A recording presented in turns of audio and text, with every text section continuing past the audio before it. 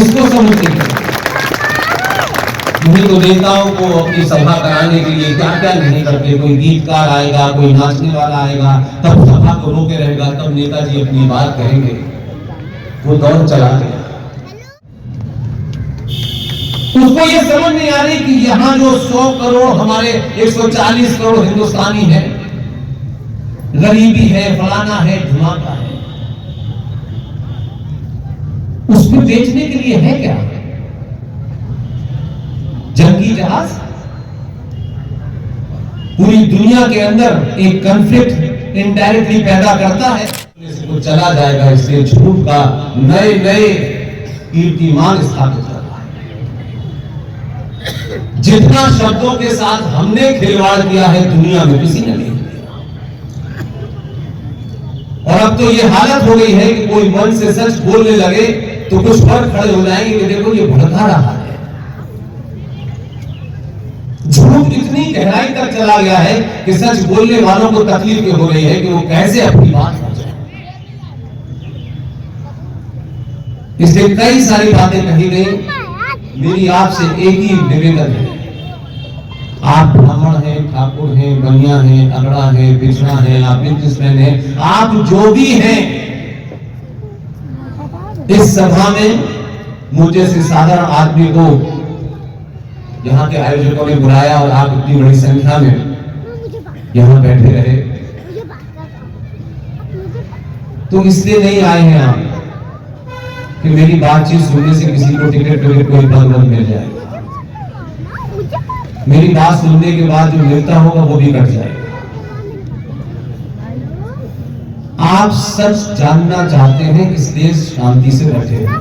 और ये भी घोषणा मन से नहीं गई कि प्रोग्राम के बाद खाने की व्यवस्था है, तब भी आए हैं। ये दुनिया का सबसे बड़ा बदलाव है, इसको समझते हैं। नहीं तो नेताओं को अपनी सभा कराने के लिए क्या क्या नहीं करते। कोई गीतकार आएगा, कोई नाचने वाला आएगा, तब सभा को रोके रहेगा, तब नेताजी अपनी बात कहेंगे। वो दौर चला गया। उसको ये समझ नहीं आ रही कि यहां जो 100 करोड़ हमारे 140 करोड़ हिंदुस्तानी है, गरीबी है, फलाना है, धमाका है, उसको बेचने के लिए है क्या? जंगी जहाज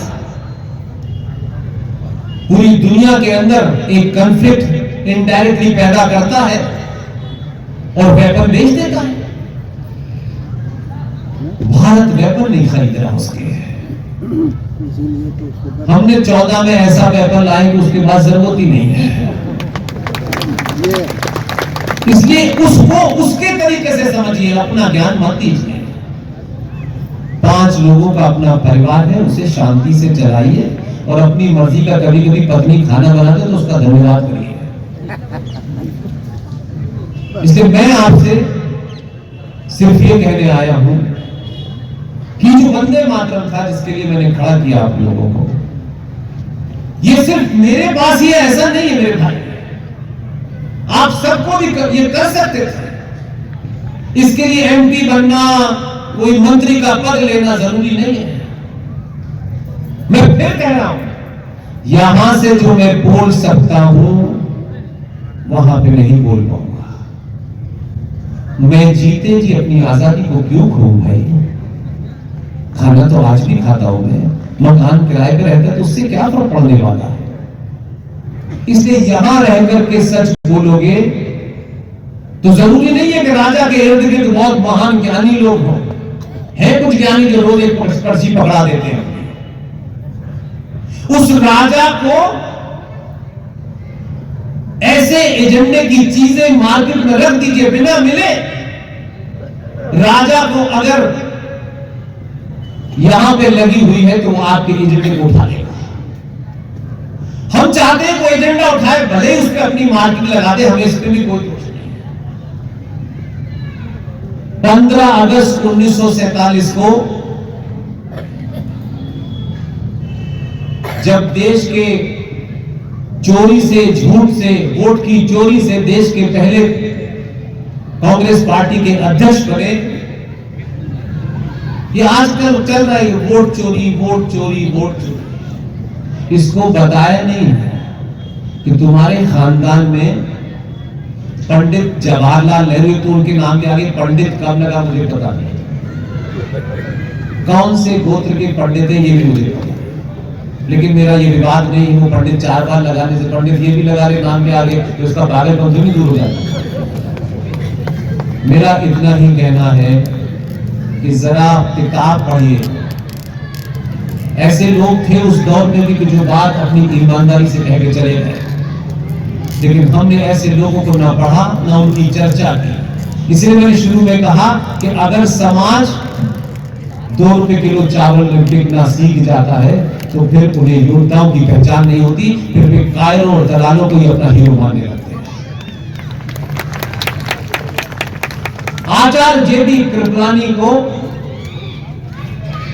यह कहा गया नए अध्यक्ष का चुनाव होगा, और ये क्यों कहा गया, कब कहा गया, सब अवेलेबल है। मार्च 1946 में ब्रिटेन के प्रधानमंत्री क्लेमेंट एटली ने यह घोषणा की कि हम भारत को शीघ्र ही आजादी देंगे, और उनका एक पूरा मिशन भारत में आया और भारत के कांग्रेस के लीडर से मिला, हमारे लठिया वाले बाबा से भी मिला, और उन्होंने कहा कि हम शीघ्र ही सरकार सत्ता का हस्तांतरण करना चाहती है, लेकिन हमारी सरकार का कहना है कि हम सत्ता का हस्तांतरण कांग्रेस पार्टी को करेंगे, और कांग्रेस पार्टी में हमारी पहली चॉइस है जवाहरलाल नेहरू। जब वो आए थे 1946 में, उस समय कांग्रेस पार्टी का अध्यक्ष, जो न कभी स्कूल गया न भी कॉलेज गया, जो मक्का में पैदा हुआ, वो मौलाना अबुल कलाम आजाद, जो कांग्रेस के 2 साल के लिए अध्यक्ष बनते थे, वो 1940 में अध्यक्ष बने और 1946 तक अध्यक्ष रहे। अब क्योंकि सत्ता के हस्तांतरण के बाद ये बात तय हो गई कि सत्ता कांग्रेस को देनी है और जवाहरलाल नेहरू को ही देनी है, तो आनंद फानंद के अंदर उनके चुनाव के लिए प्रक्रिया पूरी की गई। और गांधी जी के सबसे विश्वास बात, जो उनके कर्म और कुकर्मों को बहुत पास से जानते थे, उनसे कहा गया कि आप कांग्रेस पार्टी से नाम आए और अध्यक्ष चुन लीजिए। और आनंद फानंद में ये काम होना था बहुत तेजी से। मैं उन कांग्रेसियों को ढूंढ रहा हूं, मुझे मिलने मेरी भी लिमिटेशन है, कई चीजें पैसे के कारण रुक भी जाती है, लेकिन जितनी मेरी शक्ति है मैं बगैर उसकी बात नहीं करता। जिस दिन मैं ढूंढूंगा तो भी बताऊंगा। कांग्रेस पार्टी में वो महान कांग्रेसी थे जिनका हम नाम नहीं जानते, जिस दिन भी जान गया किसी सभा में कहूंगा। उस पार्टी के अंदर ऐसे भी लोग थे कि जब पार्टी से कहा गया कि 3 नाम दे दो चुनाव के लिए, तो कांग्रेस पार्टी ने 3 नाम भेजे, उसमें जवाहरलाल नेहरू का नाम ही नहीं भेजा। अब आप कह सकते हैं कि वो जानते थे कि वो क्या करते थे और उनको बनना चाहिए था कि नहीं, थे कांग्रेस में ऐसे लोग, नाम नहीं भेजे। तब हमारे प्यारे बापू लठिया लेके CWC मीटिंग में गए और उन्होंने कहा कि नेहरू मेरी पहली कसम है। अब क्योंकि गांधी का कद इतना बड़ा अंग्रेजों ने कर दिया था, तो लोगों ने उनकी उम्र और उनके कार्य के कारण चुप तो हो गए, लेकिन ताज्जुब नहीं। मैं कह रहा हूं ऐसे योद्धा सब में थे, ऐसा नहीं है कि इसका ठेका किसी एक संगठन या एक पार्टी के पास है। दोबारा से नाम भेजे गए, इस बार जवाहरलाल नेहरू का नाम था, और कांग्रेस कार्य समिति के जो प्रांतीय असेंबली थी उसमें से कुल मिलाकर के 15 प्रांतीय असेंबली के वोट पड़ने थे। आपको फुर्सत नहीं, पिताजी को नेतागिरी करनी है, माताजी को सास भी कभी बहू देखना है, वो बेटी जो आपके घर में बड़ी हो रही है उसके मन में बदलाव हो रहे हैं, वो भी इसी समाज में रह रही है, अनेक प्रश्न उसके मन में हैं, उसका जवाब देने के लिए न मां के पास समय है, न बहन के पास समय है, न पिताजी के पास समय है। फिर उसकी मन के भावों को वो कहीं ना कहीं तो व्यक्त करेगी, कहीं गलत जगह व्यक्त कर देती है और फिर देर हो जाती है। फिर पता चलता है कि निकिता 52 टुकड़ों में फ्रिज में गिरती है और अंकिता सूटकेस में गिरती है और 10 सेकंड की हम एक खबर सुनते हैं और फिर उसके बाद अपने काम धंधे में लग जाते हैं। इस बीमारी के लिए कोई और जिम्मेदार नहीं। इसलिए मैंने अपनी बात करने से पहले कहा, सच बोलो। सच नहीं बोल रहे हो इसलिए दुर्गति हो। और मैं बहुत एकदम क्रिस्टल क्लियर हूं, नेताजी को झूठ बोलने का अधिकार है। वो पॉलिटिक्स के रूल हैं। पॉलिटिक्स के रूल घर में लागू नहीं होते और घर जिन संस्कारों से चलता है उससे राजनीति नहीं चलती। दोनों गलत चीज है। इसलिए सच बोलिए, सच कितना भी कड़वा हो उससे डरना नहीं है। सिर्फ सनातनी सभ्यता ये मानती है कि जो आया है उसको जाना है, मृत्यु निश्चित है।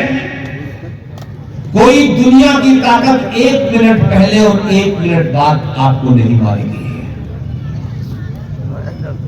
ऐसे ऐसे लोग चले गए जिनका जाने का समय नहीं था और ऐसे ऐसे लोग जीवित हैं जिनको आप भूल चुके हैं। वो कहां है नहीं जानते। इसलिए किसी को लगता हो कि मौत किसी के चाहने से आ जाएगी, नहीं आएगी। 2014 के बाद बहुत लोग मौत मांग रहे, मिल नहीं आसानी से नहीं जाओगे। अपने कर्मों का भुगत भोगने के बाद ही जाओगे बेटा। इसलिए मैं ये मानता हूं कि मृत्यु निश्चित है। तो मौत निश्चित है तो फिर मौत से डरना कैसा?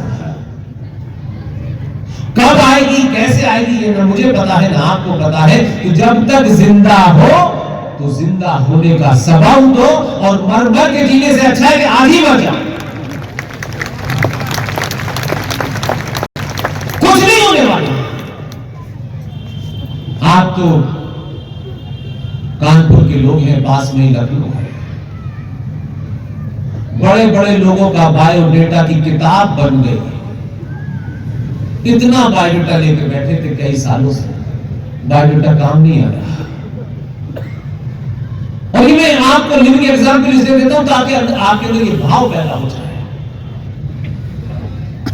10 बार किसी के पैर छूने से और माथा जमीन पर रगड़ने से आपका भाग्य नहीं बदलेगा। आप सिर्फ अपना कर्तव्य कीजिए। आपके भाग्य में होगा, चल के घर आएगा। आपके भाग्य में नहीं है, आप प्रधानमंत्री की शपथ नहीं ले पाओगे। खूब डरावे हुए हैं इस पॉलिटिकल जर्नलिज्म में। 20 साल के बहुत चीजें पास से लिखी है, बहुत चीजें पास से लिखी है। बहुत लोग इस इंतजार में लंबे समय तक इंतजार करते रहे कि शायद 19 में चांस आ जाए, 24 में आ जाए। चले गए, नहीं आया। अभी भी बहुत लोग अपनी साठ गांठ लगाए हुए हैं। कोई भारतीय राजनीति की पॉलिटिक्स को अगर देखें तो उस पॉलिटिक्स में वर्तमान पीएम फिट ही नहीं बैठता है।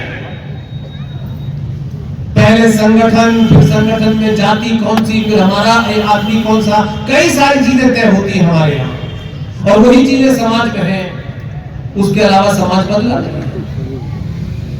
दूर दूर तक कोई नहीं जानता था, किसी को कोई मतलब नहीं था। लोगों ने तो कहा कि 2000 दंगों का मास्टरमाइंड है।